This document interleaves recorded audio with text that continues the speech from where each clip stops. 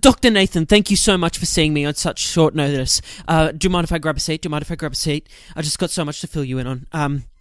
Look, I just don't know what to do with my life at the moment because, you see, after spending 9 hours watching the Godfather Trilogy, all I can think about is, spaghetti bolognese, the recipe. All I can think about, I just wake up at night dreaming of horse heads, like thousands of them in my bed being covered in them. And then, I'm also just like worried at any moment a member of my family is just going to pull out a gun at the dinner table and just shoot me dead. You know what I mean? You know what I'm saying? What should I do, Nathan? Do you have any advice? You shouldn't have been worried about your blood family. You should have been thinking about the podcast family.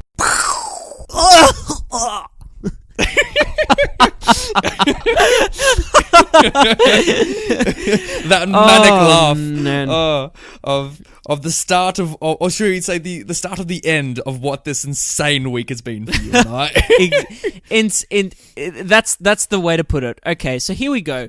Obviously, cat's out of the bag. This week we're doing the Godfather Trilogy, but I got to tell this story to everyone before we start. Yeah, Nathan and I weren't pulling any punches. No. We thought that a Godfather Trilogy episode would happen at some stage, and we kind of had plans and things in place to like what we were going to do. To watch these films. Unfortunately, this week Nathan and I couldn't watch all these films together. So Nathan, being the organised gentleman that he is, just so on top of it, had uploaded the three-hour films to a Google Drive so that we could both access them at any time and whatnot. Mm-hmm. As I think I may have mentioned on the show, I've just moved house. Yes. To a new residence with a new, obviously, Wi-Fi network specifically. And also, it's a new area. Yeah. So what's happened is at the start of this past week, as I've gone to begin my 9-hour marathon of the Godfather series, which is a bad idea no matter what scenario. Oh, exactly. Like watching those 3 films in a week, like you're gonna feel you're gonna feel it in your body. We sounded so lighthearted when we finished Johnny Hall. I'm like, oh, what should we do? And it's like, oh, maybe we should finally do that Godfather episode. But like, ha ha ha, it'll be jolly good. Like, oh my god. So our internet just crashes on Tuesday, and I go, oh shit, and we make a call to I won't say the company, but we made a call to the company to inquire about what's gone wrong. Mm-hmm. And to their credit, they sent someone around the next day to have a look at it. Yeah. And they said, yes, well, there's actually nothing wrong with the modem. There's nothing wrong specifically that you are doing that is wrong. We think there might be... Was it most like your like hardcore like Aussie bloke who was like doing... He's like, let me just have a look at the wires. He's like got the big crack in his thumb, and he's like... Yeah, and he's got his little scanner thing, and he's like, yeah, well, I'm getting it here, but the issue is that actually it might be... There's a line down or something, because I see your reception's pretty bad as well for your phone. Like, you've been having trouble with that?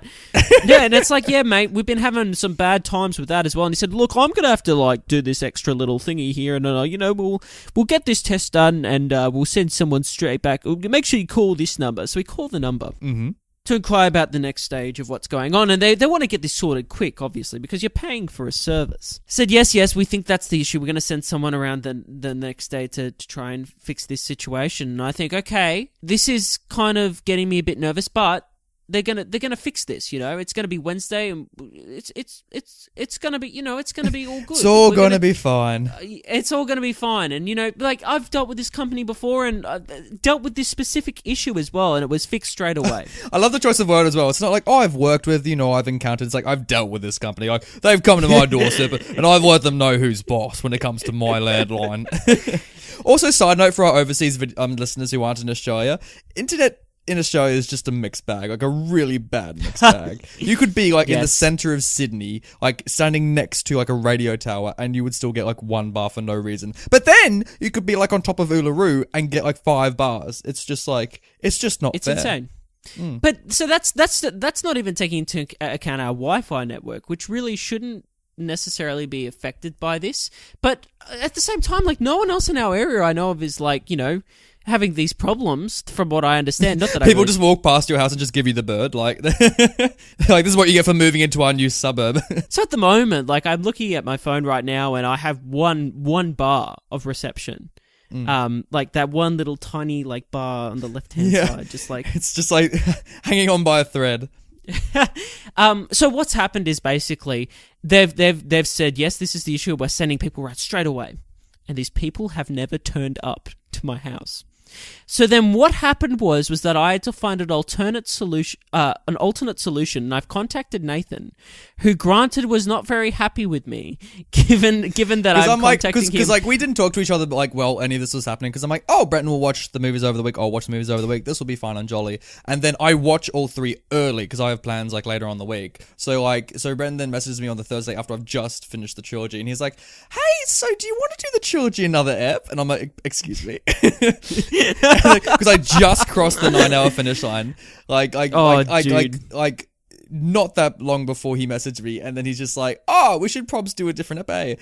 And I'm like, I just looked around the room and I'm like, excuse me. What was funny about that was that I was kind of hoping that you hadn't made it through the slog. No, the trilogy defeated me. I would have just been and so I contacted Nathan, and granted, I felt horrible about this, and I said, and I'm kind of stressed out of my mind at the same time too, because I was like, how do I download and watch 3 films off? And I'm on like a data plan, but like it was just going to chew through my data, and I'm heading towards the end of the month, so I don't have that much data left on my plan that's left available. So I'm crapping myself, and I was just like, what's an alternate solution? Maybe we do another episode this week and we push this Godfather thing back. And Nathan's like, dude, that's not happening. And I was like, yeah. And so we talked it out. We found another. I actually am Nancy Pelosi. I actually was in the White House turning down Trump's border wall. I just didn't flinch. I was like, Brenton, I will shut down this podcast like the government until we do this episode. And hey, fair enough.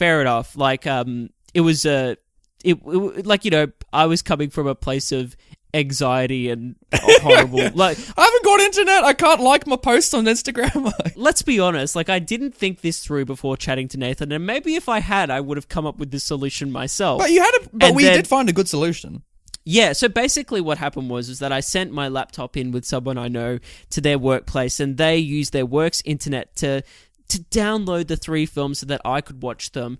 But here's the thing. I started watching Godfather Part 1 Thursday evening, Godfather Part 2 on the Friday evening, and Godfather Part 3 Saturday during the day, but took some breaks through that third film. By the time you got to that third, because when Brenton told me he when he wanted to record the episode, all that kind of stuff, I'm like, dude, you have like 48 hours to watch 9 hours worth of Godfather films. And it's not like Lord of the Rings kind of trilogy. It's like it's mafia trilogy. It's like exactly yeah. There are no dragons to distract you. It's like deep tragedy and drama. and the thing with it was that I knew what I was in for, and we both work full-time jobs. We don't just have all this free time on our hands. No. And somehow I did this, and it probably wasn't the best for my health. It probably wasn't, but it's for you, our audience, that we've done this, to make episode number 40 of Classic Movie Banter the best it can be. And I don't say that like obviously you're probably listening and being like, oh my god, third world problems, because yes, it's true. Yeah. The whole point of this story and the humor of it is that it is first world problems. It's not. It's nothing that anyone else should be losing any sleep over. But I feel like this whole podcast is a first world problem. It's like, what movie should I be watching? It's like exactly. Yeah, that's what we should change the name of the show to. First world problems. So why not watch some film? Like, that's the unofficial subtitle we have to this show. Yeah. So now we're here to talk about these 3 films in episode number 40 of Classic Movie Banter. Welcome to the show where we review films that are 20 years or older, hence the name Classic, and we throw some, we give our thoughts and we throw some juicy banter to liven it up a little bit. We do. You know what I'm saying? We do films that are older than 20 years, and after last week we thought, heading into our 40s, we should do a big episode. We should do something important. So rather than just do The Godfather, why not just do the whole damn trilogy for the first time? Let's just review 3 films simultaneously. And in one episode, no less. You know what I'm saying? I know. For one episode, you get 3 for the price of 1 on this free audio medium. Wow. What a bargain. What? Even though you pay no money. I know, it's like, and like, this is a very, very different. Well, first we should say, hey, 40 episodes. Congrats, Brenton. We're in our 40s. Hey, yeah, we're having our midlife crisis. We literally had our midlife crisis this week. Hey, drink to that. Every time we hit another 10 episodes, we always say we should have drinks, and we never do. Like one week we will have scotch. Like, yeah. I mean, I think episode? What's the next one? 50. Well, 50's Rocky 4, so maybe for then we'll have drinks. Like, yeah. What's a film that's coming? What's a film that's 20 years old that starts with a T? That starts with a T. Oh my God, Titanic. When did Titanic come out? 98. So it's 20. Oh. Do you want to do Titanic today? After that whole story, let's just dismiss the Godfather Trilogy and just talk about Titanic. No, I'm thinking about a drink-themed episode. Oh. That's called Tipsy Titanic. Maybe like we should just do like an audio commentary for that episode, because like it's such a, like, I don't know how you feel about Titanic, but it's like such an effort to watch Titanic. It's like a whole thing. Like, it really is, isn't it? Yeah, like I like Titanic, but like, it's like because people went back to the cinemas heaps in the 90s to rewatch that film. I have no idea how the hell they did it, because like, it just goes for so long, and it's just, come on, just sleep with each other already, and yes, fall in love, and yes, then sink the fucking boat. It's like all this drama about classism, but I do like it in that sense. So maybe being drunk for it will make it better. Yeah, and let's talk about just, Billy Zane's, full head of hair in that film. That's a full head of hair. Yeah, I like that. We should do that for our episode. But today's about Godfather, Brenton, and it's going to be a very different episode, very different structure. I mean, you can probably just scroll to the episode notes to see how we're going to do it. But maybe you shouldn't. Let it be a surprise. See what Brenton and I are taking you on this journey as we try to review 3 films at once. What I want you to do, Mr. Brenton, is that I want you to pitch to me the Godfather Trilogy, all 3 films at once. All 3 at once.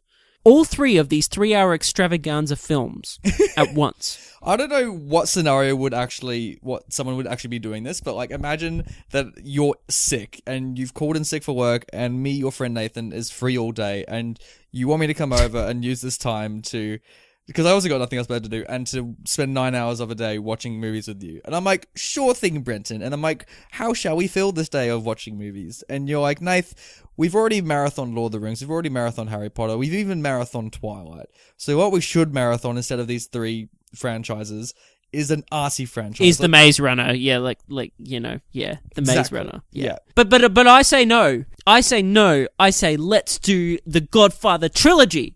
Nathan, looking at your blank expression, you obviously have no idea what the Godfather Trilogy is, but that's why I'm here to pitch it to you, so we will watch this on my sick day.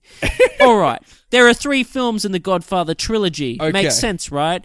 Godfather, the original. It's about this old dude who runs a mafia family business, right? Okay. He's the head honcho, but he's an old man, He's reaching the end of his career, as he's the old head news. of this family. He's not yet. He still can kick some ass. He's still got some life left in him. But he's looking. He's gonna have to retire.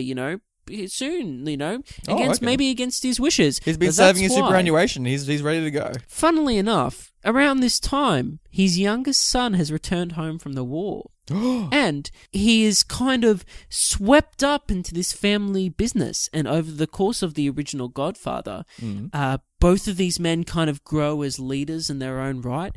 And pretty soon we start wondering who the true Godfather is. Molto bene. I like it. Hey. Okay, cool. All right. So, I'll watch the first one with you. So then that takes us into Godfather Part 2. But there's a second one? There is a second one, why I said there's a trilogy at the start. Remember that when I said that, Nathan?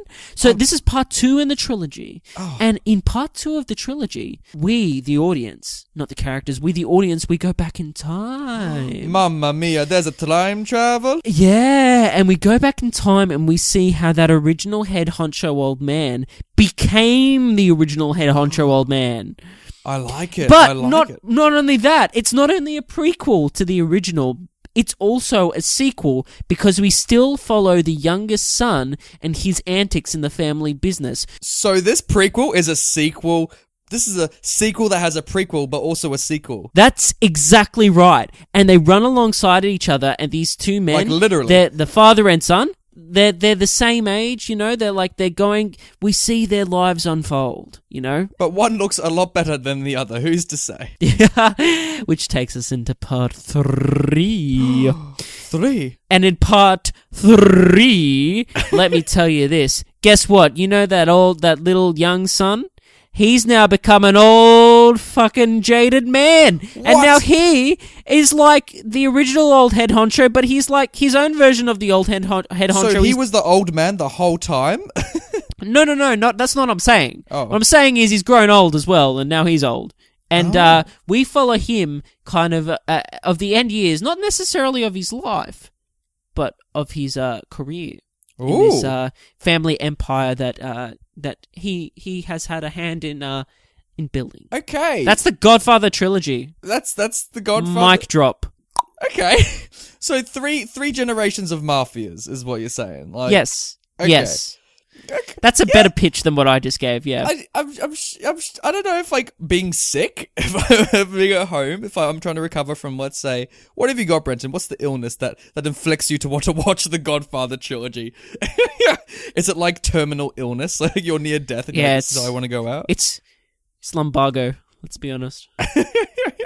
Well, sure. I guess I'll sit alongside you and watch this trilogy. So, which is exactly what we did. We sat down and we watched this fucking trilogy over this week. And Brenton, what are your thoughts on this whole trilogy? Is this as revered as people? Does it deserve the reveredness that people give it? This trilogy has some of the best performances, some of the best acting ever captured on film. It has also got some of the greatest scenes, I think, that, like, you know, you can watch in a film. And I think that you can see for sure why these are landmark.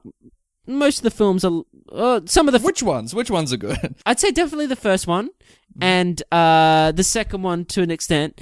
Are definitely, like, you can see why they're landmarks in American cinema, and why they kind of created, like, well, not really created, but why they revolutionized their genre, and why they're so revered.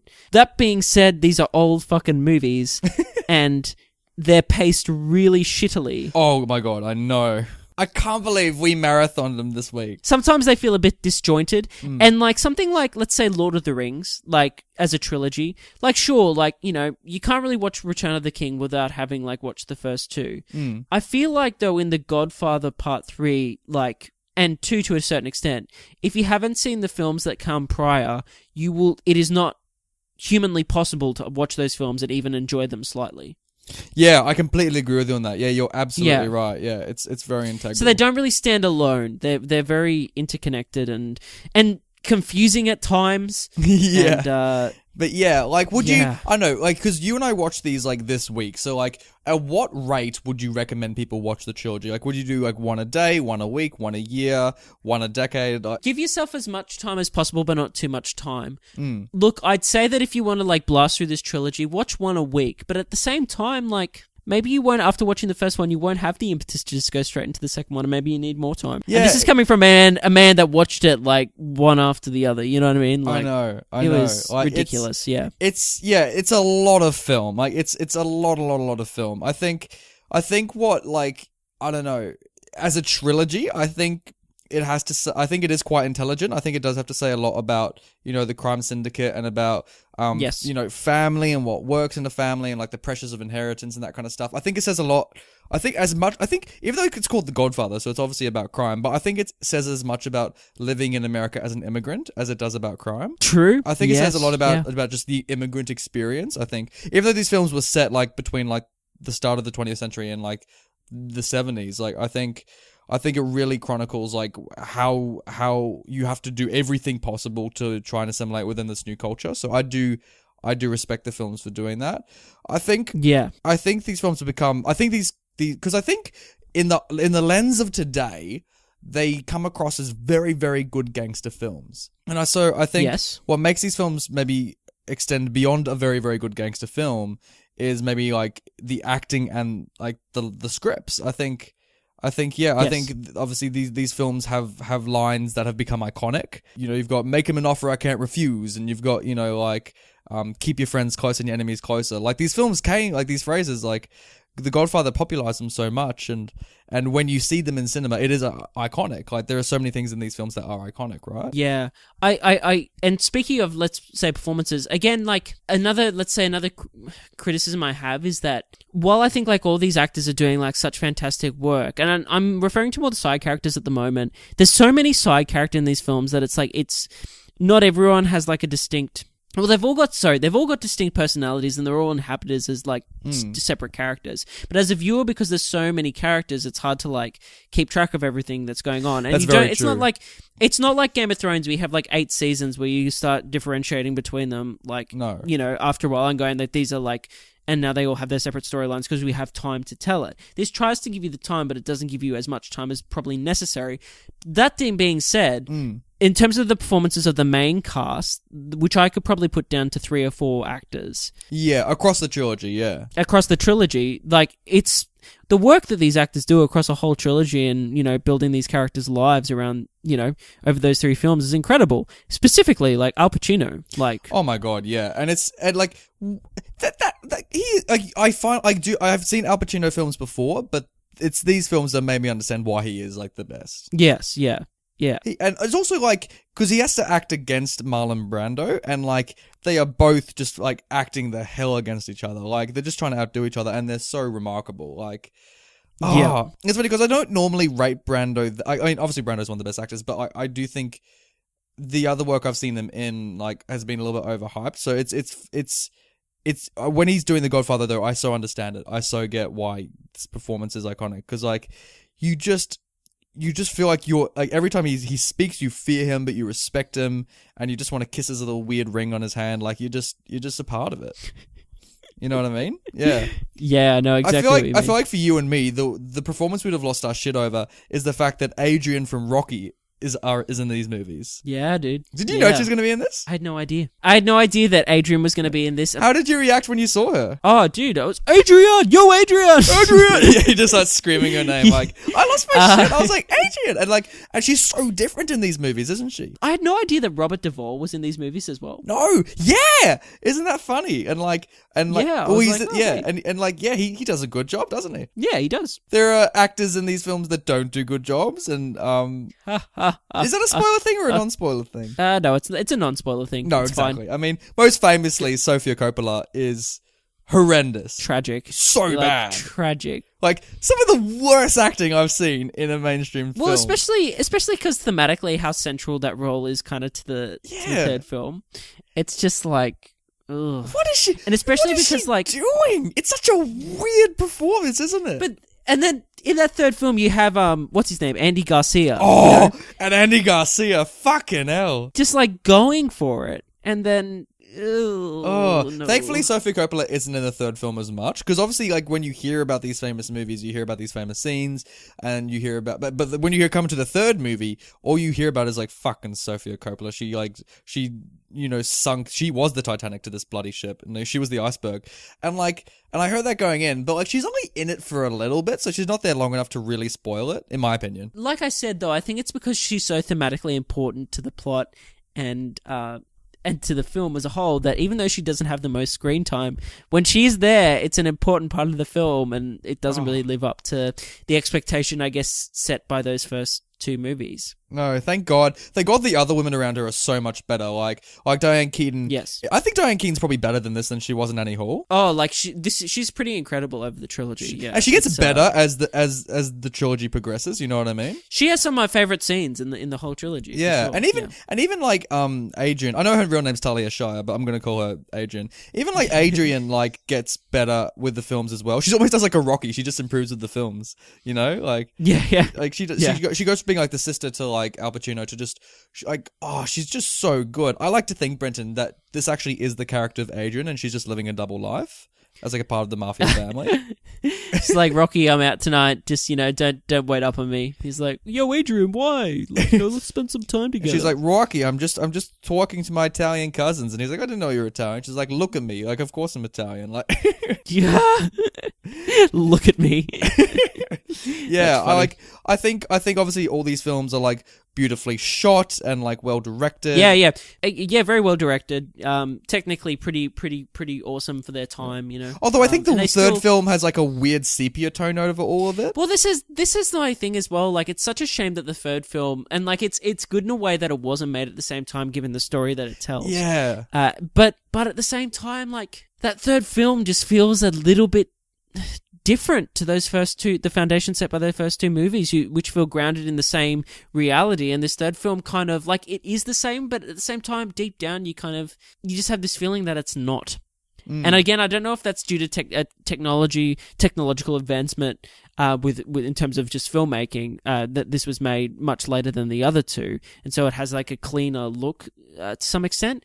But still, it just doesn't feel like, even though, like, Pacino's there, like, obviously waving, leading the pack as like continuing that story forward. It just, it just doesn't quite hit the same mark in the sense of that it feels like it's in the same world. I don't know. Yeah, it really doesn't. But it is at the same time. It's a weird contradiction, and I know I'm being a bit hypocritical at the moment, but it's hard to articulate, I guess. It is hard to articulate. So like, yeah, I don't know. Like, I think, yeah, it's.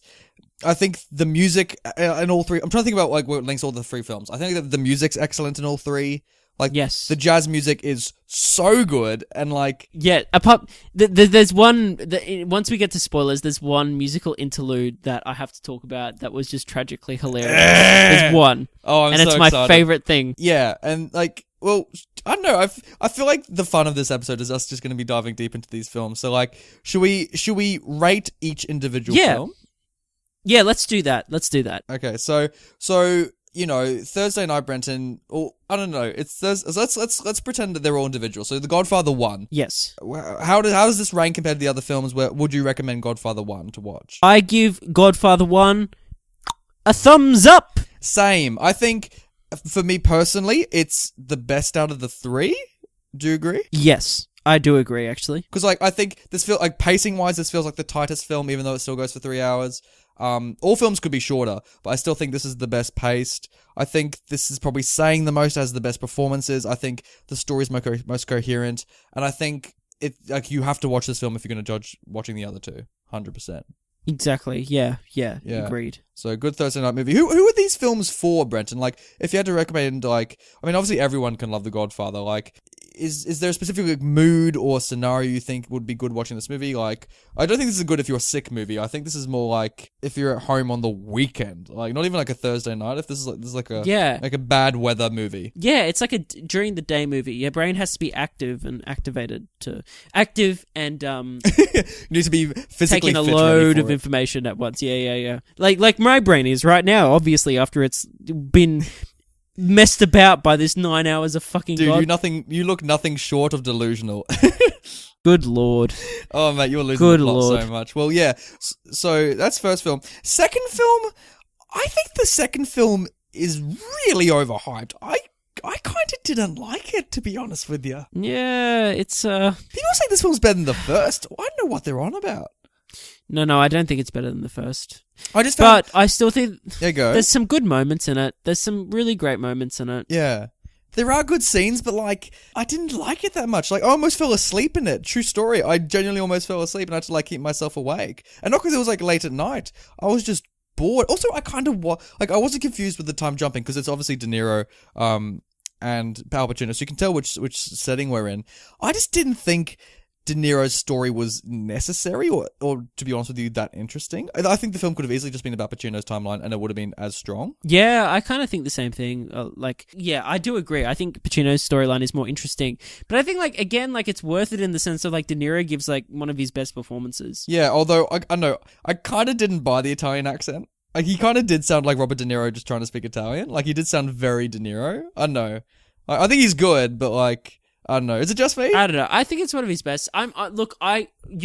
What are you going to give it? I probably, honestly, to the average moviegoer, I'm gonna say no. Sure, and that's fine.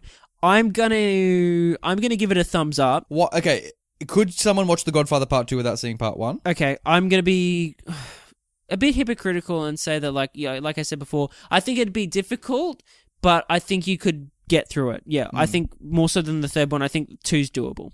Okay, cool. All right, and then doable. It's not going to be a great experience, but you'll get through it. Godfather Part 3, I'm giving it a thumbs down.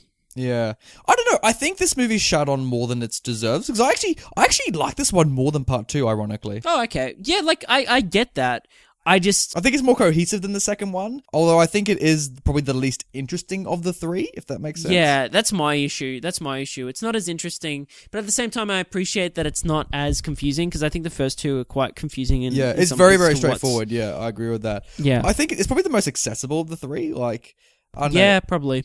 But at the same time, I don't think you'd understand the third one if you haven't seen the first 2. Because it's referencing events, specifically from the second film. And you got to understand what Al Pacino's going through by that point, because he's basically just trying to deal with what happened in the first 2 movies, so he's like, bloody hell, and he's trying to just stomach it all, so... Yeah, and he's 60, so it's Also, these films are also very violent, but they're not that violent, so I don't think that was gonna... I think, for the time, obviously, it's graphically violent, and I think, obviously, if you're super young or whatever, don't watch it, but, I think if you're super young, you're just gonna fall asleep anyway. Oh, yeah, exactly.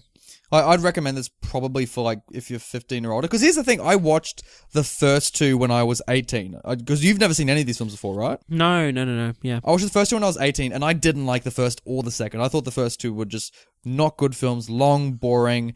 They said nothing about crime that I hadn't already learned before from other better things. So I was like, what's the point of watching these films? But upon revisitation, I was just like, wait, no, the first one does genuinely have iconic and important things to say about crime and Italian identity in America and all that kind of stuff. So I'm like, first one, yes, but the 2, no, and the third, I'm also going to give a thumbs down for the third with you. Yeah, and I still had a good time with the third movie, and I still liked the third movie. I wouldn't even call the third movie a bad movie, but I just think recommending it, I couldn't give the third one a thumbs up. It's interesting. I think the trilogy gets worse as it goes on. I think that first film's pretty, I think the first one is the only one, and just so and everyone's like, oh my god, I can't believe you haven't seen The Godfather. I'm sure, I think they are right. You should see The Godfather, but the other 2, nah. So, I think it's now time to get into some spoilers. Spoilers! Spoilers!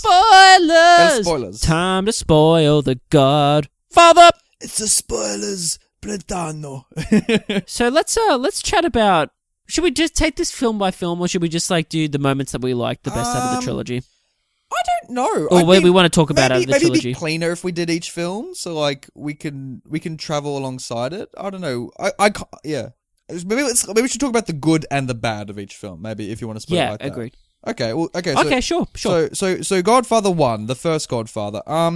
Things I enjoy. I love the horse scene. That horse scene is insanity. Yeah. Did you know about that going in? Oh yeah, obviously I know about the horse scene. Yeah, the context is everything, and it's a great. It's a great moment. Yeah, the guy's reaction to it is incredible. This horse head just being the music in that scene as well, as he as the horror, the horror, imagine waking up in your bed and you kind of you're in your covers and you're there's something wet in here, and then you see that it's blood, and you start just ripping your covers off, and there's you know what I mean? Yeah. It's and quite, it's just wait a minute, and you know what's gonna happen, and you see this animal head in there, and the guy's reaction is amazing. He's like, oh, and he just goes around the bedroom. It's it reminds me of that. It reminds me of the same Raimi film Spider-Man 2. It reminds me. I had to bring it back in, Brenton. It reminds me of that scene when Dr. Octopus is climbing the building, and you see that girl in the office, and she's just studying by a computer. Yes, because there's nothing that Sam Raimi loves more as a director than screaming women looking directly down the lens of that camera. And when I saw The Godfather, I thought of that chick who's just seeing the Dr. Octopus claw burst through the window, and she's like, ah! It was like that guy. It's like a scream of 3. It's like a ah ah ah. That's exactly it. Crazy. Yeah. Oh, I thought that was amazing, yeah. And because the tension leading up to that was so good. I thought another great scene with tension was the hospital scene, where the Godfather's been shot, which was a huge surprise. Did you see that coming? Did you think Brando was going to die that early on? No. Yeah, no. Yeah, he's Not just, at all. He's just like, I just want some fruit. And then they're like, well, we're all out of fruit. And then he dies on the fruit. And they're like, oh no, let's roll some fruit and be artistic.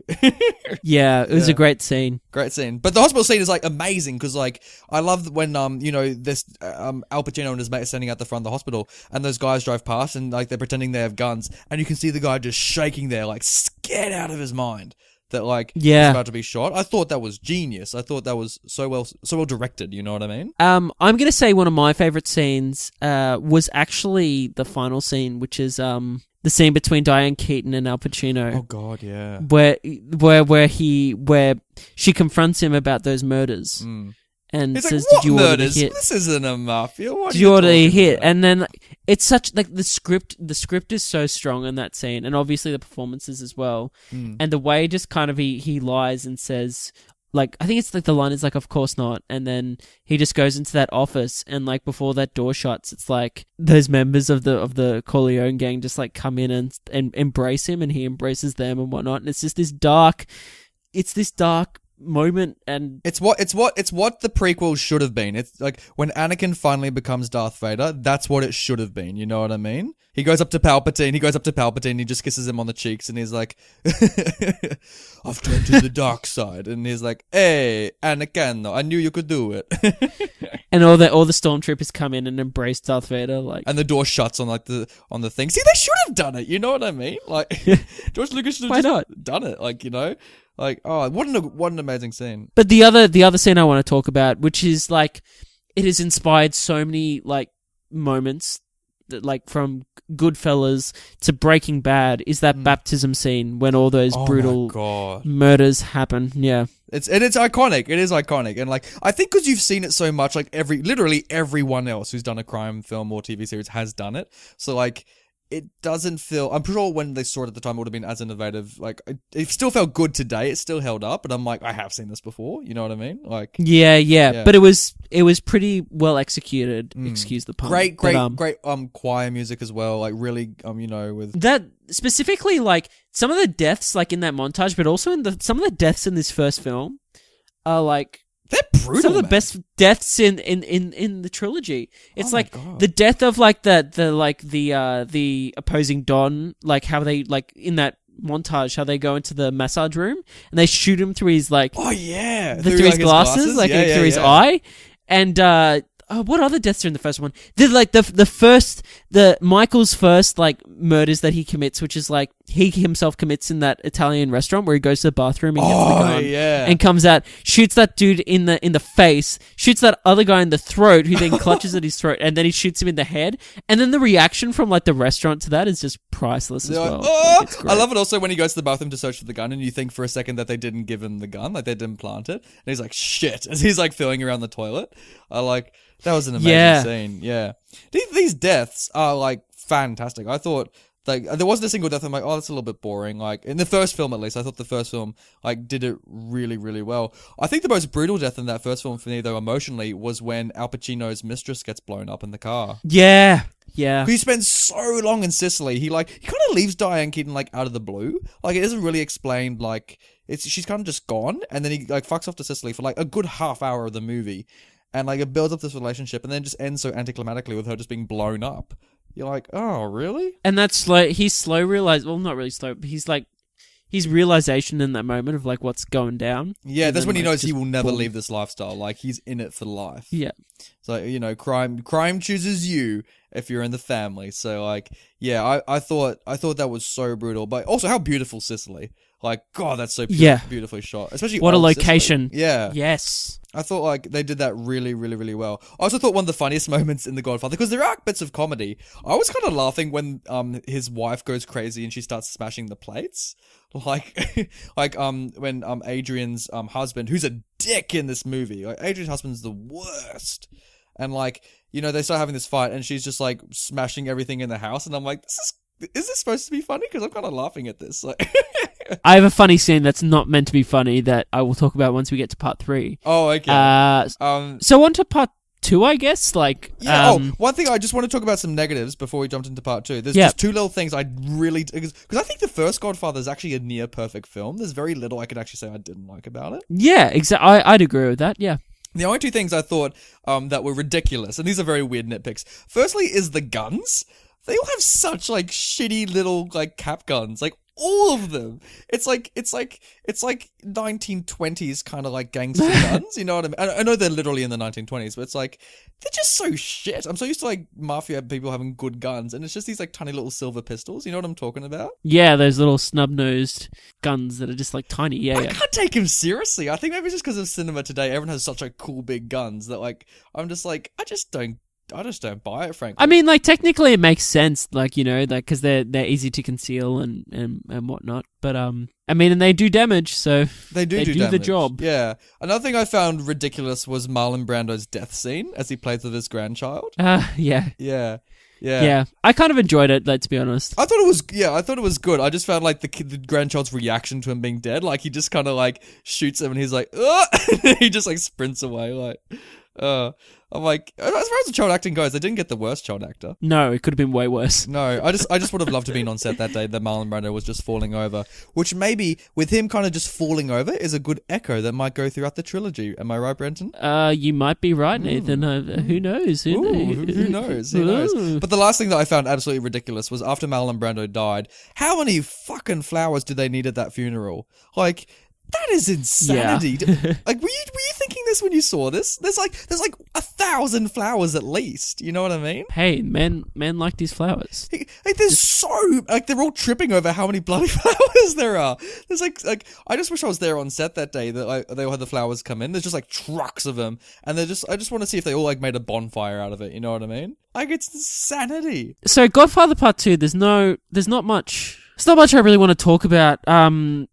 I love the scene where De Niro rocks up to the old man's estate to get the blessing for his olive oil business, and then he knifes like the shot is like from behind De Niro, and like you don't see what's been done to this old dude. You just hear like his reaction, and then you just see like it's such a weird stab as well because he kind of tries to cut his stomach open, like. He goes through his gut and then like goes up like past his gut area towards his lungs, like, and then he just kind of walks on out of there.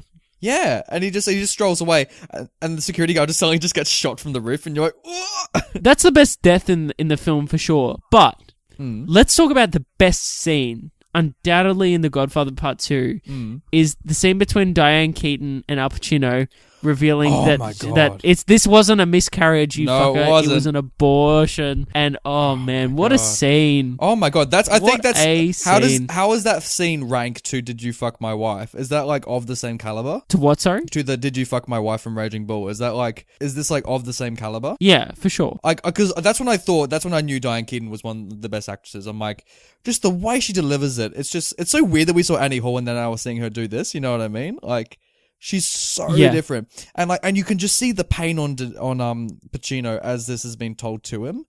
Like, it's so, and the scene comes out of nowhere as well. Like, she just announces, "I'm taking the children," and then the scene just like escalates. Yeah, it's such a good scene. Yeah, and he strikes her, and it's horrific when he does, and you can just see the horror on his face, and how everything that, because he's almost like Walter White. He's kept on justifying to himself that he's doing it for the family, but then when he finally looks at his family, he realizes it's not for the family. Like, there's a lot of parallels between Pacino and Walter White now that I think about it. I was gonna say, yeah, like there's so much inspiration obviously taken from this series for that series, you know. Yeah, I was just going to say, I thought that was like probably one of the strongest scenes of the whole trilogy. Like, I thought one of the things, we haven't really talked about the set design yet for these films, and for the second movie, just talking about the positives, I thought Old New York looked insane. I thought that was maybe some of the best sets I've ever seen of how they recreated Old New York. It's pretty incredible, hey? Yeah, because you can see this was made in 1974. They must have, I don't know how they did it. If they went to New York and just like redid the designs of the buildings, like it's so real. Like, you feel like you're actually back there in the 1910s. You know what I mean? Agreed. Yeah, it's very detailed, and yeah, it's very lived in. It's great. I thought, speaking of like all the old times, like I thought De Niro was good, but like I wasn't that invested in his story, but I did kind of like he was involved in the oil business. I did like that. I thought that was very, very funny and cute.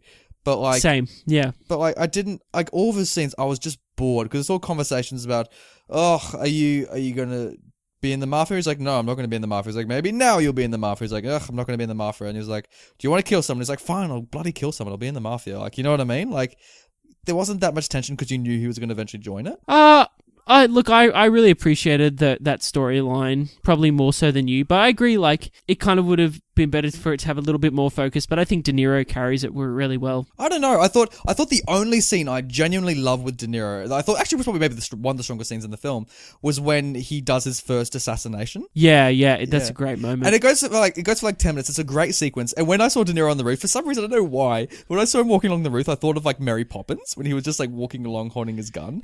I just thought for some reason, like suddenly all like Dick Van Dyke was suddenly just jump out of one of the chimneys, like with all the chimney sweeps, and he's like, "Hello, what you doing on a rooftop with a gun?" And then suddenly burst into dance. What a crossover that would be! Oh, that'd be amazing. I could see The Godfather working very well as a trilogy, as a musical. You know, just Same. It goes to like Mary Poppins Returns. Like Emily Blunt just like lands on like the pavement, then suddenly he just like shoots her out of the sky, and it's like De Niro standing on the rooftops. Yeah. I also thought it was like I also thought that scene reminded me a lot of the opening to Skyfall. You know when Daniel Craig's walking along. Yeah. Yeah, were you thinking of that? Yeah. Also thought like it also reminded me of the Assassin's Creed games as well. I just thought like when in fact that whole scene was what Assassin's Creed the movie should have been, where it was De Niro like trying to hunt down that guy. You know what I mean? Just like a hard long tension cut of him just trying to kill people. For sure. Yeah, we haven't. Now, there's no way we can talk about part 2 without mentioning Fredo. What are your thoughts on Fredo, Brenton? Well, you know, I know it was him. Yeah, it's funny because like you knew the line going into the movie, but did you know why? Did you know anything else about that line? Yeah, was it good getting context? Context is everything. Yeah. But now, but when you see Pacino trying to work out the mole, you know in your head, oh wait, there's a famous line that says, "I knew it was you, Fredo." So you're kind of waiting for it. You know what I mean? Yeah, exactly. And like, how great is that scene where he just gives him like the biggest kiss, and he's like, "Mwah, I knew it was your Fredo," and then like Cuba for some fucking reason. It's a great moment. Yeah. Yeah, it's great. It's really great. I kind of hate Fredo. Like he keeps complaining about how like he's like the black sheep of the family. It's because he keeps acting like the black sheep. Like he's the one digging himself these holes. You know what I mean? Well, yeah, I think he's just kind of the result of his own undoing. You know what I mean? I don't know. I felt nothing when he died. I'm like, good riddance. Like, even though you see it like destroy Pacino, I'm like, I don't know. Like the second the son gets called away from the fishing boat, you're like, I knew then immediately he was gonna die. I'm like, well, if the son's not gonna go fishing, looks like he's gonna be swimming with the fishes. Exactly. Yeah. I also thought like maybe the deaths in part 2 weren't as good as part 1. Like everyone just gets strangled in this movie for some weird reason. Like there aren't as creative deaths. No, there's not. That first film like has so many, like we were saying, like interesting deaths. Yeah. Is there anything that you really? Because I thought part 2 was weaker than part 1. Are there things in this movie, Brenton, you really didn't like about it? Part 2, not like I can't like point out specifics. All I can say is that like technically I would have like rather this like the editing and the pacing to have been better. I agree. I think, like, yeah, for 100%, like, they could have shortened the De Niro stuff. Also, the Pacino stuff. There are things they could have cut out there. Because I feel like, especially the film is made up of a lot of monologues about just, like, being in the mafia. It's like, well, when you're in the family, you got to do this. And, like, crime doesn't pay, but then it does if you're smart. And, like, it's just endless monologues from every fucking character has to give their own spiel. They're always telling stories about them doing a job or, like, about their fathers. I just don't care by this point. There's just so much of it. I also just thought the worst scenes in this movie, part 2, were the court scenes. I could not give two shits about the Senate hearings. It just kind of would grind things to a halt. It just completely stopped the movie, and it reminded me so much of the Star Wars prequels.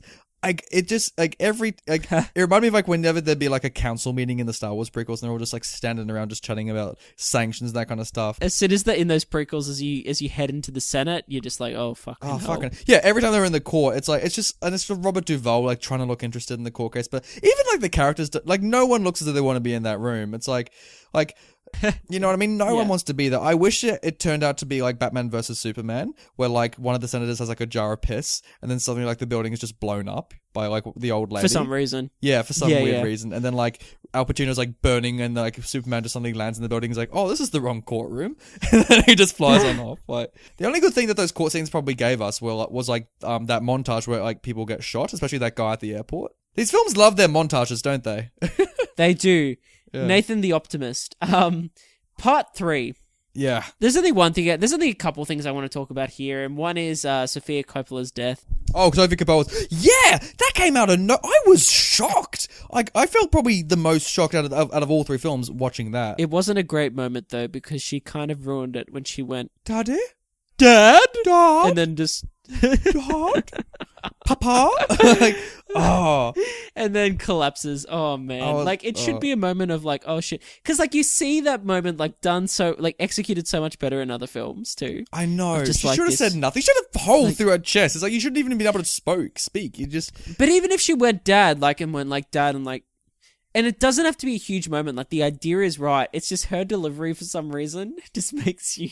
It's just because it's her. makes you laugh! I know, because you hated her the whole film, and you're like, thank God you're finally dead. It's like, oh, you're out of it. Like, I know, like, Yeah. why on earth did Francis Ford Coppola cast his daughter? It's like, I just don't know, because there's her whole storyline is her hitting on her cousin. Like, there's some weird incestuous thing where she hits on Andy Garcia, and like everyone in the family is weirdly cool with it. Like, no one's like, oh, she's hitting on her first cousin. She wants to have sex with him. This isn't. I don't know why no one's calling her out on it, because even Pacino is like, oh yeah, fair enough. I'm like, is it an Italian thing? Is it a mafia thing? Like, I don't know. Like, I don't know.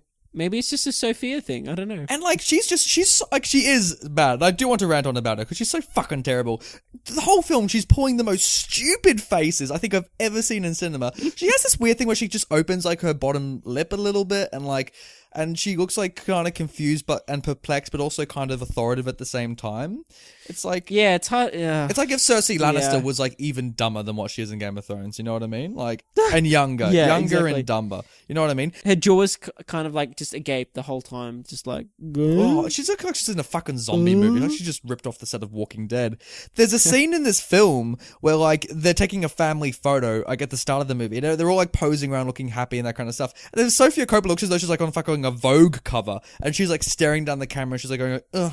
As like everyone's like smiling, and I'm like, get the fuck out of the family shot, Sophia Coppola. I'm like, you have no business here. I'm like, and you know what? That party, like she was just like running around, just like like giving speeches, that kind of stuff. I'm like, the whole film, she's like, why am I here? Remember that scene she talks to Al Pacino? She's like, what's the point of this foundation? And like, she just looks as though she has no reason to be in that movie. There's another death I want to talk about. Oh yeah, And this is the moment that I literally laughed out loud, which I probably shouldn't have, given of where it's placed in the context of the whole trilogy. Pacino's death scene. Oh my God. But I want to ask you, did you laugh? music. Did you laugh because of the death, or did you laugh because after 9 hours, that's how that ends? Or were you laughing because you were just glad that you were finally done?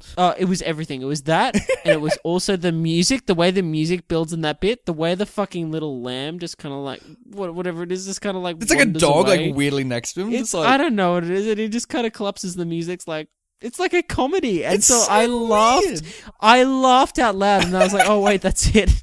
it's so funny. Like, it's just, and it's so old Al funny. Pacino as well. Like he looks like, I love the old makeup that he's wearing, and like he's got weird hair in this film as well. In part 3, Pacino's got this weird spiky grey hair. Like, He's like a cockatoo. That's what he looks he like. looks so fucking weird. He's got his hair gel back perfectly in the first 2. And like in 16 years, he goes from looking like 20 to like 80. Like, I don't know what they do, but like, it's just, it's so funny. And he kind of like, his hand flops first, and you think he's just like fallen asleep. But then he like kind of slowly like falls into his own hand. It's so stupid. It's great. It's so good. So that's literally all I wanted to talk about in part 3. Oh, Do you have really? anything else you wanted to talk about? I mean, there are some good things in the third part. I like the scene where the guy's ear gets bitten off. I thought that was great. Oh, yeah. That was really good. Yeah. I thought, oh wait, no, the best action sequence out of the whole trilogy was the helicopter scene. Because it comes out of nowhere. Because like the whole apartment in Vegas is shaking, and like he's giving away millions of dollars to everyone. You think they've made their peace, and the next minute, this like just bullets just destroy the whole Vegas penthouse, and I thought that was exceptional. It was a great moment. Yeah, true. Yeah. True. I thought that was great. And I think some of the best acting happens in 3. Like, people shit on 3, but there's some great stuff that happens in 3. Like, some of the best acting was when Yeah. Pacino confesses after 3 films. Yes. Great moment. Great I moment. thought that was amazing. And there's also great drama as well. Like, the fact that Adrian, his sister, doesn't know that Fredo was murdered. She thinks he drowned. Because it comes out of nowhere too. Yeah. I was just like, holy shit, because Diane Keaton knows, she knows, everyone knows except for bloody the sister, and you can see why she doesn't know. Like, he just can't do it. Like, that out of all things would destroy Exactly. her. I was actually surprised that Adrian survived the whole trilogy. I thought she would have been a very obvious death to do, you know, to kill off that sister. Yeah, I think it's interesting they keep her around. To be honest, it's I think it's for the better of the trilogy too. To be honest, Yeah, I'm glad they do. Yeah, 100%. I completely agree with you on that. I didn't like Andy Garcia that much in this movie, to be honest with you. Andy Garcia? Oh, see, like, I thought he gave a good performance, but I didn't really like his character. He acts way too coked up, like, throughout the film. Like, he is just, like, he's so erratic for no reason. I thought the only scene I liked him in was that apartment scene, which I thought was exceptional. And where, like, the wife was like, you're gonna let me die. And he's like, no. And then everyone in the audience is like, no, he so was gonna let you die. Yeah. Did you like the fact that they gave Al Pacino a weird diabetes subplot? I did, actually. Did you? Like, I don't know. Yeah, why not? Why not? It's Kind of humanizes him a bit more, you know? I guess. And something as simple as diabetes, you know? Well, do you reckon that was the thing that killed him in the end? Like, do you reckon he ate a cupcake before that dog scene and he just suddenly, like you see him roll over, there's like a half-bitten cupcake there, like, oh. Look, I'm not sure if that's what did it, but yeah, who knows? Maybe he just, you know, had a bit of a sugar rush and just couldn't handle it. Do you also like, do you like the whole weird Pope subplot? And there's some weird subplots in 3, which I think I was going to say, that's the part of the third one that I just think's a bit disjointed. Why is it in the movie? Why did they go to the Vatican? Why is there this whole thing where they're are they trying to buy the Vatican? I had no idea what the hell that was about. That's what I thought, but like, I was just like, cut it, just put it on the cutting room floor. It didn't need to be there. Like, I can see why he's trying to be legitimate, but we didn't need to know the specifics of it.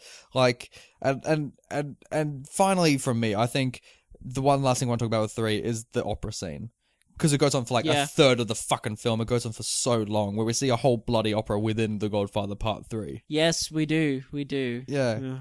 Like, did you find it? Because I didn't find it that tense compared to the other montage deaths in the other films. No. I feel like by this point, Coppola was like, I just got to keep repeating these films. Like they are pretty identical, all 3, when you put them back to back. You know what I mean? Yeah, no, exactly. Like, I didn't get anything out of it. No. So, although I did know as soon as the opera started that like there was going to be death in the opera, because I'm like, especially when they got that box, I'm like, oh no, they're going to Abraham Lincoln it. I'm like, oh no, this is going to go belly up. Like, no. Yeah. Did you get any insights watching the 3 of them back to back? Did you think like the one was too similar to the others, like anything like that? Look, I think there's similarities naturally between all 3 films in the trilogy, but yeah, to be honest, not really. I think they all kind of stood on their own, especially the first 2, I think really stand on their own to a certain extent. And then the third one does as well. Like, honestly, like it's a bit more straightforward and whatnot, but there is good and there's bad in both, in all, frankly. Exactly. Yeah. Exactly. Yeah. So Brenton, so Nathan, you wanted to start a new section. I want to start a brand new segment, Brenton. Like, we're in our 40s now. We're going through a midlife crisis. So that's when you do that, you just start buying and start creating new shit. You know, we're going to start buying drones. We're going to start, you know, buying improvements for the house. You know, things we may not need, but we're going to add them anyway. You know, like sure. So I thought, why not? I thought since we're doing a trilogy, we should hand out some awards, Brenton. I want to call this the Godfather Awards. And I want us to hand out some things that stood out in this trilogy. We may do it if we do another trilogy. We may do it again, but things that deserve to be merited, if that makes sense. Sure thing, Brenton. Let's get cracking. What's the best death? And as I do this, I want us to be Italian as we do it, as we hand out these awards. So as I ask these, I'm going to be Italian, like the Godfather, and the first one I'm going to ask is, what was the best death you liked of this movie? All right, I'm struggling with my Italian accent here. Hey, is it the best death of the movie? What is the best? Hey, it's the best of the movie. So the best death scene in the Godfather trilogy was And the award goes to it's going to go to The Godfather Part 2. Okay. And it's going to the old man in the wheelchair with the olive oil blessing. It's going to him. Because you think he's blessed, but the next minute he's like, "Oh no, I knew it was you, Fredo." Just gives him a kiss. So it's going to old man in the wheelchair, Godfather Part 2. I agree. Yeah, I agree. I second that. Knife in the gut. I think the worst death of the Godfather trilogy. I think come onto stage, Sofia Coppola. Come onto stage. She takes the cake and all the cupcakes with it. Oh my goodness, Dad. Maybe. Dad, what? Dad. And Dad, would it be great if she suddenly like burst into an Italian accent? She's like, papa, like, Papa. you know, in the film The Mask, when Jim Carrey dies and he does a prolonged death scene. Oh my god! And you know, and there's a bit where like suddenly like the audience stands up and Jim Carrey gets handed an Oscar, and like that's I wish they repeated that for that movie, like. Oh, it would have been great. Bretano, what do you reckon? Okay, what do you reckon was the best opening party? I sound Transylvania now. Maybe we should ditch the Italian accent. What do you reckon was the best party out of all three films? Because each of the three films start with a party. All right, controversial opinion here. The best party was the party I threw for myself when I finished the trilogy. When you finish these movies. When Al Pacino slumped in his fucking chair and I laughed my ass off, and then it ended. It just like hard cuts to the wedding from the first movie, and everyone's just like dancing and celebrating. Dude, I don't eat much chocolate, but I went and ate a full chocolate bar. Oh my god, did you really? I went and enjoyed myself had a little moment where, like, my little own self party. That was my favorite party in the trilogy. Oh, you deserve it, man. You absolutely deserve it. I thought, like, those parties were outstanding. Do you wish, like, real parties were like that? No, they are. Like, they are. They were so good. Like, the wedding was remarkable in the first one. Like, I love how, like, they get Frank Sinatra to rock up to the mafia, even though it's not Frank Sinatra, but it is Frank Sinatra. Yeah. Please give us an invite next time, guys. You know what I found weird about the second party at the start of the part 2? It's a birthday party for the kid. You know what I mean? Yeah. But for some reason, it's bigger than the wedding in the first part. You know what I mean? Bigger budget. Like, how old is this kid turning? Like, is he even turning 10? Is he even an important year? I think he's turning, like, 7 years old or some shit like that. And yet, like 1,000 people are there. Any reason to throw a huge extravaganza, you know, these people will take it. But when you see how many people are in the family, they must have a birthday every fucking weekend because there's so many family members. Like, it just must be constant parties. I literally know people like this, though, that have, like, birthday parties every single weekend that they go to regularly and... As in, like, 21st? Or just, like, families that are huge? Both. So, like, 21st, like, big event ones, and then, 22nds and 23rds. Oh, yeah. You know what I mean? Like, yeah.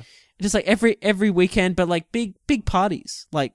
You must just be so exhausted. Like, Brenton, you know, you and I, we're recording this on a Saturday night. We're just like, we can't be doing these kind of Italian parties. We have to be watching the Godfather Trilogy. We have to be watching 9 hours of the fucking Godfather and then reviewing it. You know what I mean? We have no time to party. No, goodness, no. It's like... I love the songs that they sing in the well. It's like "Mamma Vita Battaruta." It's like the most stereotypical Italian music you could imagine. Yeah. I love at one point they play "Pop Goes the Weasel." I'm like, really? It's like, yes. They're really digging for it, aren't they? Like, that's the perfect reaction to just really. Yeah, really. I'm like, okay, really. I also thought out of the three parties, the worst party was the third one. It's such a shitty party. Oh yeah, that was a piece of shit party compared to the first two. Oh, it's so bad. Brenton, what was the worst thing about the whole trilogy? What do you reckon is the worst? I think I can definitively say that it's definitely the pacing. 100%. These films easily could have been trimmed down to 2 hours each. Especially 2 and 3. I just think cut some stuff. You know what I mean? They have no business being that long. I remember, fun story, when I was putting the movie files into the shared drive with you, originally the file I had in there was only 2 hours long. And so you and I both thought that the second Godfather was only 2 hours long. But then I realized the file I had only had the first act because there was an intermission. And so I remember messaging you, Brenton. I'm like, Brenton, I have some bad news. The second movie is also 3 hours. And we're both just like, ugh. And it just doesn't belong. What about the best? What's the best thing about these movies? The performances. Yeah, 100%. I agree with you too. Specifically Al Pacino's performance. Yeah. And I also want to bring back an old segment. We haven't done it in a while. It was originally called "What was the most Japanese thing about this movie?" But I don't think there was anything that Japanese about this movie, so I want to change it to "What was the most Italian thing about this movie?" Brenton. I'm vibing the music. I think the music is like music and the meals. Oh, I'd say, yeah, the wine, like the little wine glasses. Yeah, they have, yeah. Yeah. I also love that when like there's a scene where like I think in the first one he's teaching like Al Pacino how to cook or something like that. He like gives like he's like showing him how to make like pasta or something like that. I'm like, this is so Italian. Like, yeah. Well, that's such a great scene. It's such a interesting scene, that pasta making scene and like the recipe, like. Well, speaking of the dinner scene, I have a little fun fact about it. So should we ask how did they make this movie? How did they make this? How did they make this? Making movie magic, yeah. How did they make this? So, Brenton, I want to flip this segment on its head. I want to change the rules. And what I want to do this episode is that I have got some facts, some how did they make this trivia about all three films. And as I give each one to you, I want to see if you can guess which movie the fact came from. Sure. Yeah. So see if you can Let's get do this. So speaking of those family dinners that they had, Coppola had improvisational rehearsal sessions with all the actors that consisted of the main cast sitting down in character for a family meal. So he would invite the cast over, they would have dinner together, but they had to do it in character. They couldn't break character. And so as they had dinner as a family, they would organically see how the characters would react to each of the meals. Which film do you think he did this for? Well, I think... Okay, so here's my logic. I think because he's trying to establish this family, that it has to be, and obviously establish these relationships early on, it has to be for the first film. Yes, you got it. Hey, okay, well done, dude. Also, play along at home, see if you can guess as well, if you've seen these movies. By the way, spoilers for all these movies in all these sections. All right, fun fact: the word mafia is actually never used in this film, in the trilogy, because when they were putting the script together and they showed this particular script to the Italian Society of America or something like that, they said, hey, can you not include the word mafia because it'll perpetuate negative stereotypes?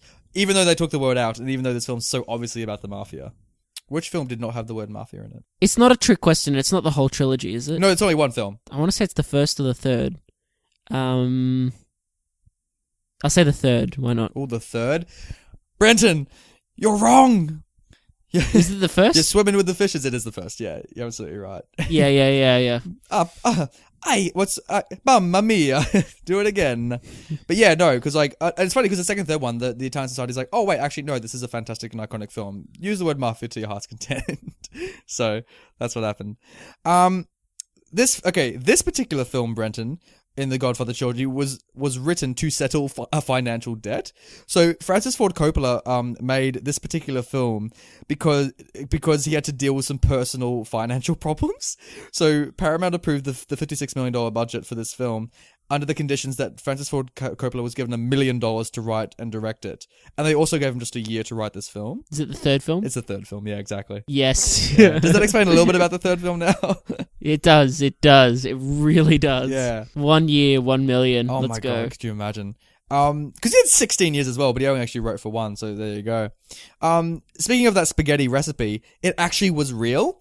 So the scene where he teaches, how to make spaghetti sauce, Coppola actually included it because he said in case the movie flopped, in case it made no money, at least people would know how to make a good spaghetti sauce. That's the first That's the first film. That's the second film, actually. Is it the second film? Because there's 2 spaghetti scenes. No. I know exactly. Yeah. So sorry, it was a tricky question. God damn it! So it's the second. It's the second movie because he thought the second one may not have done as well as the first. So he thought, oh, at least people will learn how to make a good sauce.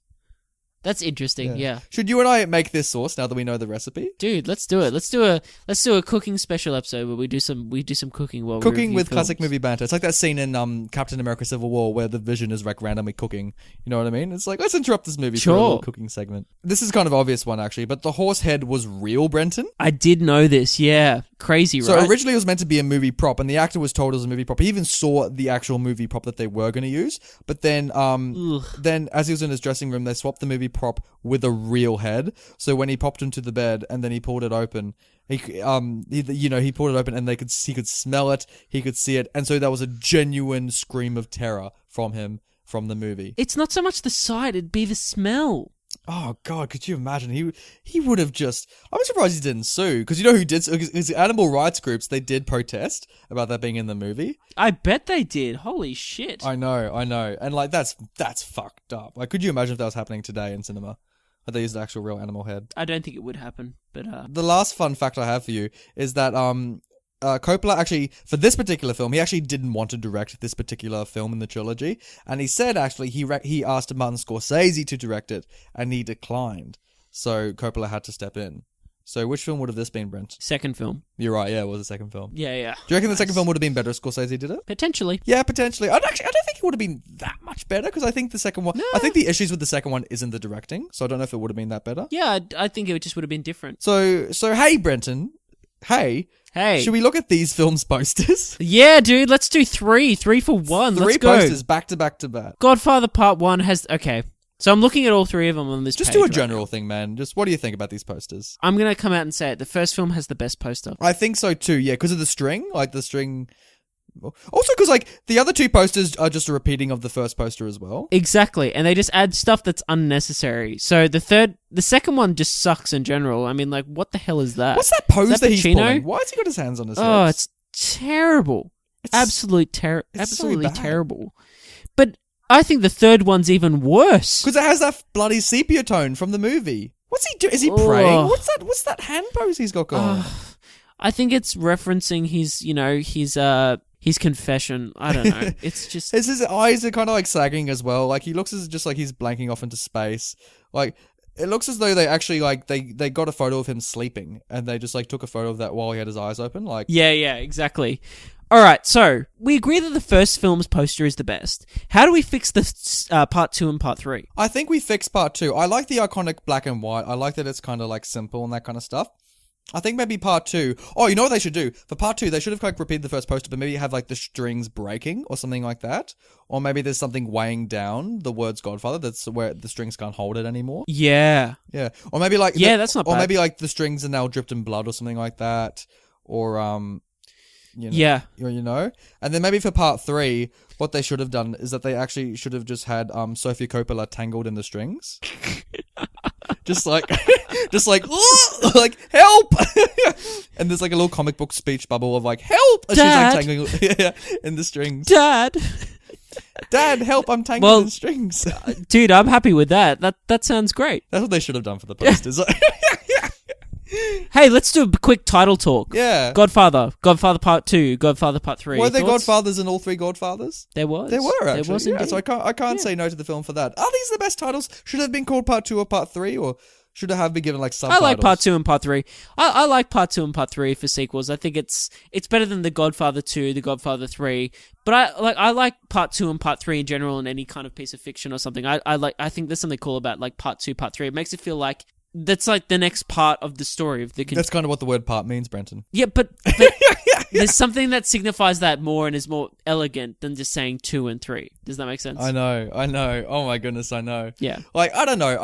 It would be funnier if it was like, you know, The Godfather Returns, The Godfather Requiem, or like The Godfather Strikes Back. I don't know. Maybe like I don't know. I can imagine like the film like having a longer title, like maybe like for part 2 it could have been like, The Two Godfathers. I think that could have worked. I think The Two Godfathers would have been a better title because it shows that there's 2 Godfathers in this, and like you see the struggle between the old and the young and how they're both caught in a cycle that he started. I think that would have been better, maybe. Yeah. I don't know.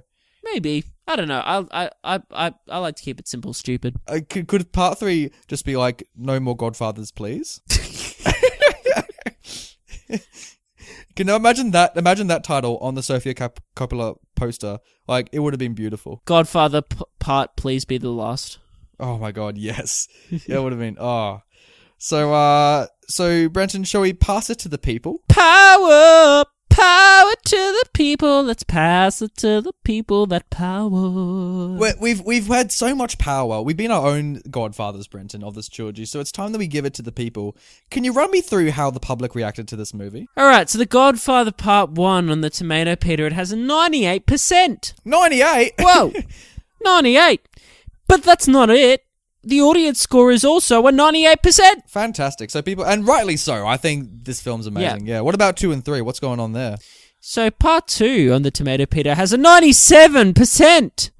And also audience 97. Too high, in my opinion. Too high, Brenton. But Part 3 has a tomato meter score of 68% with this audience score of 78%. See, that's what I love about it. Like, people shit on Part 3, but it still sits at like 68 and 78. Like, it's still a good film. Yeah. Like, yeah. It just has the unfortunate job of having to follow the first 2 Godfathers. Yeah. Yeah. So, Brenton, I like that you and... Brenton, I have an idea. I've been liking that you and I have been playing games this podcast. It's been a tournament of sorts. You know, the Godfather games, as I like to say. And so what I want to do, Brenton, is that I want us to read the reviews. What I've done is that I've collated reviews for all 3 movies, and I've just jumbled up the order. I've mixed them all up. And what I want to do is that as we read these reviews, I want you to guess for which movie the review belongs to. Sure. And have a guess as to Let's how do it, dude. it's applicable for all of them. So without further let's ado, do it. see if you can read that first one for me. Leslie Rigaloo says, not to be missed. It's a positive review, and I say that is for part 1. Yes, very good job, Brenton. You did well. Play along at home as well, guys. Dank M gives it 5 stars and says top 10 anime deaths, and I say that is also for part 1. Nope, not part 1. What do you reckon would have been the best anime death? Shit. Is it part 3? It is part 3. It's Sophia Coppola. Faustino Z, he gave it a half star and he said, the worst movie in history. Which I think is a little bit unfair for any of the 3. Yeah, I do too, but I'll say part 3.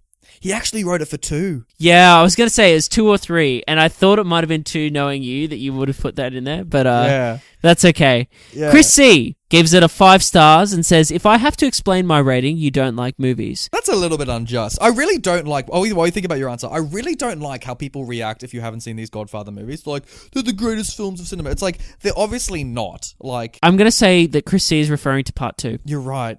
Oh, damn it. Yes, Exactly. all right. But she says, if I don't explain my rating, then you don't like movies. We do like movies. We obviously do a podcast on movies. Oh, dude, I totally agree with you. A rating is just a superficial number or star that you put on something. What you actually come to a review for is to actually hear someone's articulated opinion, not just some number, you know? Exactly. Because it doesn't actually... There's a lot of 7 out of 10s, a lot of 8 out of 10s, but like there's 8 out of 10s that are probably you're more inclined to watch and enjoy than others. I know. Like, if you give a movie 7 out of 10, like, you should just not have to justify it. You should be like, that's your personal opinion. We get it. Yeah. And, like, that's okay. And, like, 7 out of 10 movies are perfectly fine. So, like, it's all good. Exactly. So, Kevin and LaForest. What a great last name, LaForest. LaForest. He gave this film a positive review, and he said, from the I Believe in America opening speech to the haunting final shot, this is a near flawless film. I'm trying to remember which one had the I Believe in America speech. I Believe in America.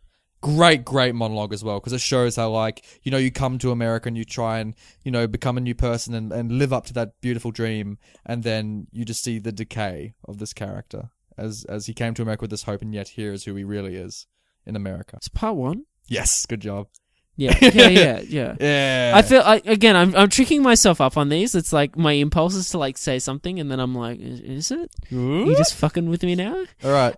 Aaron G, what a name! 5 stars, the best of the trilogy, and frankly, the only one I could follow. What's this one, Brenton? Is it part 3? Part 2. Damn it! Damn it! God damn it! You think part 3? Because I agree. Part 3 is the easiest one probably to follow narratively, but like. I don't know. I feel like 2 isn't the best of the trilogy. I'll probably give that trophy to 1. Would you do the same thing? Oh, I think 1 is the best in the trilogy, yeah. 100%. Elliot Panek from Common Sense Media, he gave the score 5 out of 5 and said, a classic tale of a mafia family, not for kids. Part 1. Part 1. Exactly, yeah. At what age would you recommend starting these movies, Brenton? How young could you go? I think you said 15 is the best to really appreciate it and to enjoy it. I think also like just trying to understand what's going on. I feel like you have to be 15. Exactly. I think that's more it. I don't think it's necessarily the content. I think it's more... No, it's not the sex or the violence or anything like that. John J. Puccio. Pacino, his father wrote a review. My son's great. 8 out of 10. Didn't live up to expectations, but turned out to be a pretty good movie in any case. Part 2. Part 3. Yes. Oh, you're very good, man. You saved it just then. Good job. Yeah, exactly. It's still pretty good, part 3.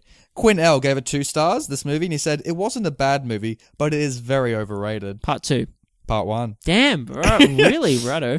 Kenneth Robinson from The Spectacular gave a Ron review and said, there are, in fact, many great good things to look at this film, but they don't add up to anything very impressive. I came away with the feeling that I'd been shown someone's family snapshot album with all the pictures pasted ending up in the wrong order. Part 2. It is part 2, yeah. Because, like, you know, it is, like, I don't think it should have jumped around in time. Like, it's just so confusing. And the last of the reviews, Wyhoven 1. Can you bring it home for me, Brenton? I wanted to like this movie. I really did. But when I finished watching the film, the only thing I found enjoyable was the opening scene. The rest of the movie was completely filled with boring scenes to pad the runtime, as well as dialogue that's not clever or even plot servicing. Not to mention that there are far too many plot lines intertwining with one another that it can get dizzying.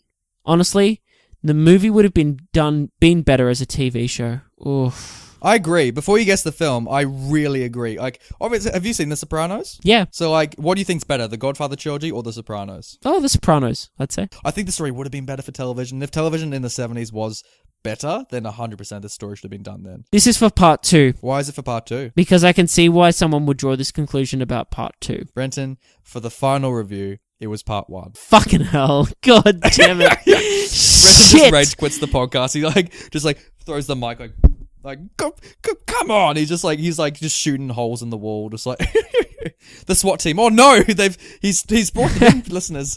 He's surrounded the room. So that was the Godfather Trilogy, Nathan. Holy shit. Oh my god, Brenton, we've talked about the Godfather Trilogy. Man, what a journey we've been on this week. How has this only been a week? Like, this has been the longest week of our lives. Like, I can't believe it. Like, I genuinely can't believe we're through it. It's crazy. I don't think we could all recommend marathoning the Godfather Trilogy to anyone who has seen all 3 films in the correct style, which is not in the span of 1 week or even a couple of days for Brenton. Then we salute you. We salute you for sitting through these films, because they are quite the draw, aren't they? Yeah. So yeah, that was episode 40, and what's interesting about that is that not only is this a huge, episode of classic movie banter, big extravaganza, but because we've reached episode 40, it means that we have to actually fucking hell, revise our reviews, don't we, Brenton? for the past 10 films we've done. Come on, and it's like we still. I don't know why we're complaining. We love doing this show. What are we doing, Brenton? We 40 episodes. Like, we love talking about this. Mate, we wouldn't still be here if we didn't love to do it. But I say let's get cracking.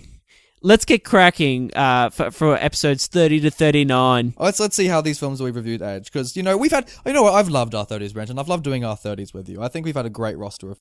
Because, what's very interesting? There's not a single film in our 30s that we both said no to, interestingly. No. There's a few that I said no to, but... Yeah, I know, but I'm the one still propping all these films up. I've said yes to all of them because I'm such a sap for these movies.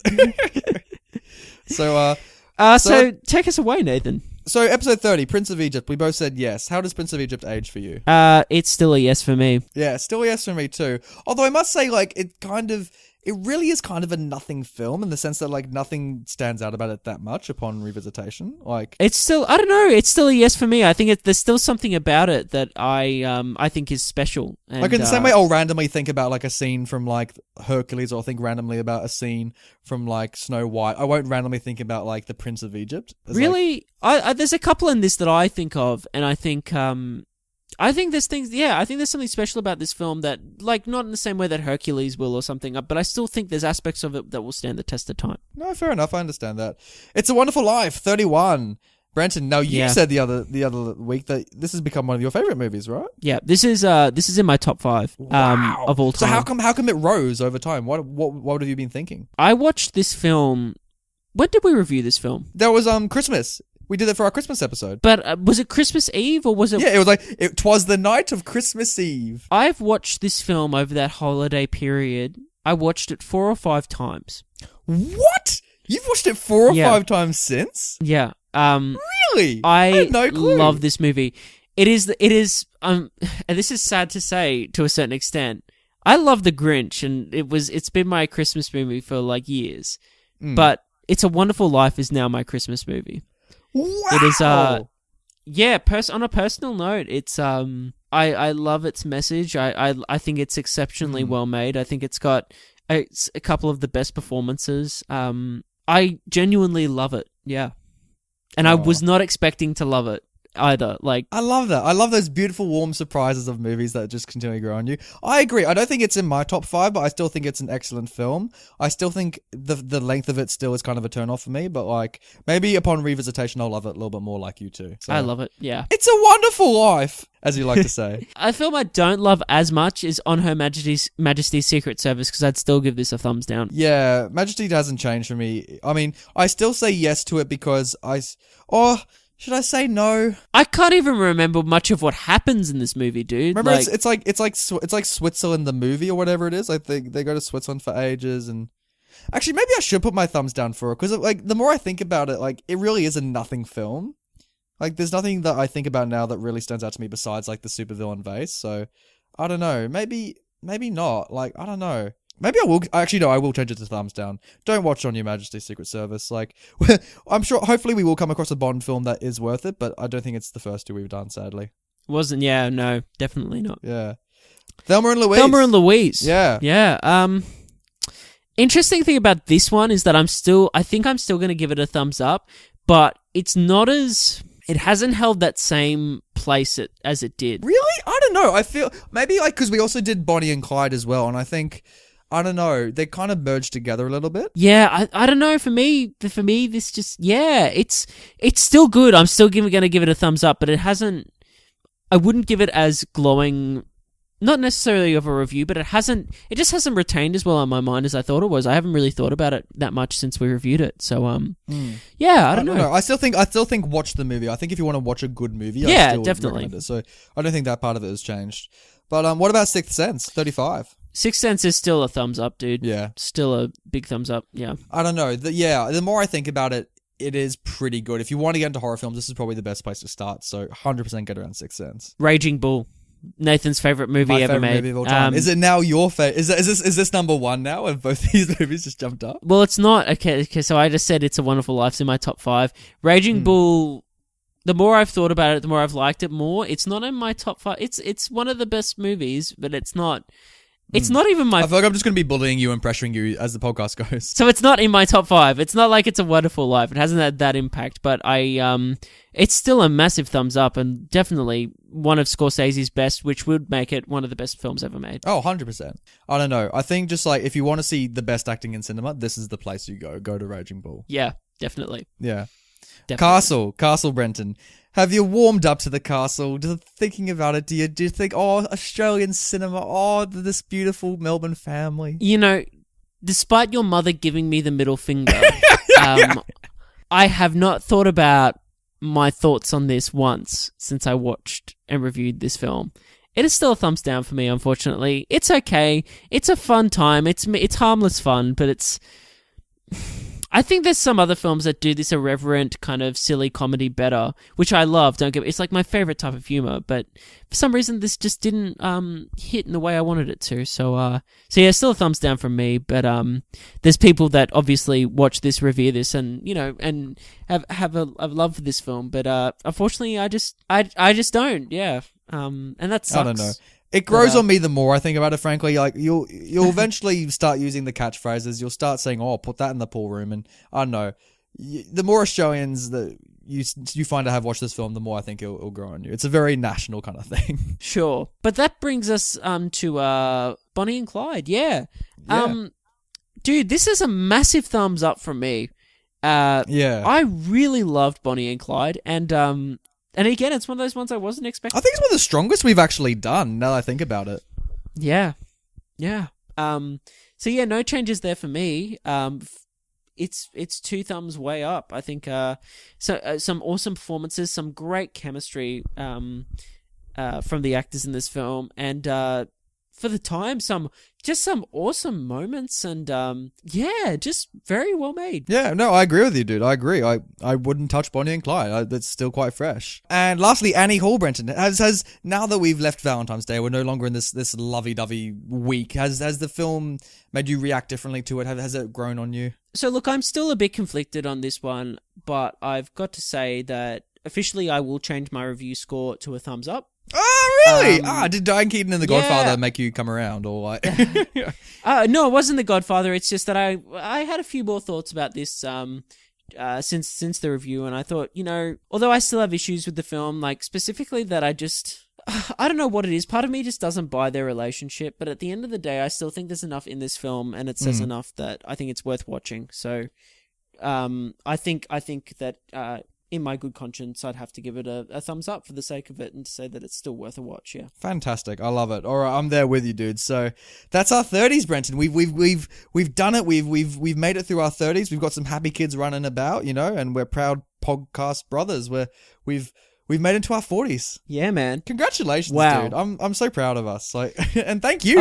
Me too. Like, no, thank you, man. Like, you've obviously our audience doesn't know this, but obviously Nathan does so much work on this show behind the scenes, and stuff it. he just does such a fantastic job, and obviously you can hear it, his preparation for each week and the way he comes to the show.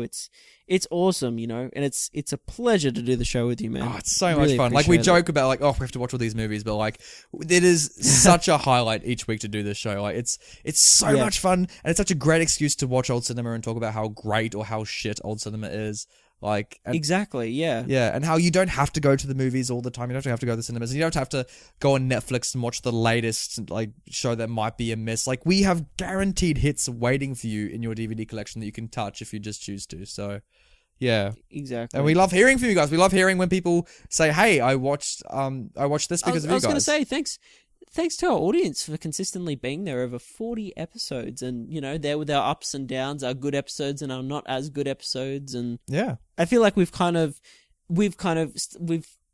hit our stride, so to speak, and I think it's onwards and upwards from here. Yeah, and business as per usual. I completely agree, dude. I completely agree. So should we head over to the funeral and pay our respects to the Godfather of the podcast?